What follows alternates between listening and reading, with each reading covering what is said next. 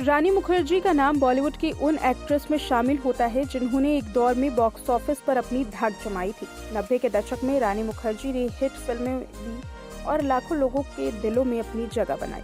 यही वजह थी कि रानी को कई बड़े बड़े अवार्ड से नवाजा गया।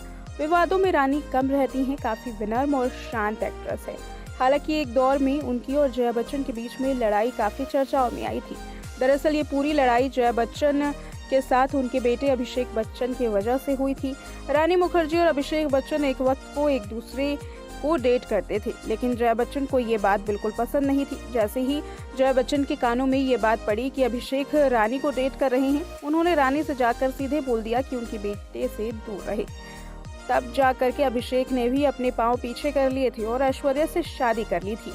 इसके बाद जब एक फिल्म में ये दोनों दिग्गज एक्ट्रेसेस एक दूसरे के आमने सामने आई तो एक बार फिर से इन दोनों के बीच में कोल्ड वॉर छिड़ गई। यशराज प्रोडक्शन के बैनर तले बनी फिल्म लगा चुनरी का दाग के सेट पर यह सब कुछ हो रहा था। इस फिल्म में रानी मुखर्जी जया बच्चन की बड़ी बेटी का रोल अदा कर रही थी और कोकड़ा सेन छोटी बेटी का रोल। प्रदीप सरकार की इस फिल्म की ज्यादातर शूटिंग वाराणसी और मुंबई में हुई थी। रानी मुखर्जी और जया बच्चन जब भी अक्सर शूटिंग पर आते तो जया अक्सर रानी मुखर्जी को चिढ़ाती थी।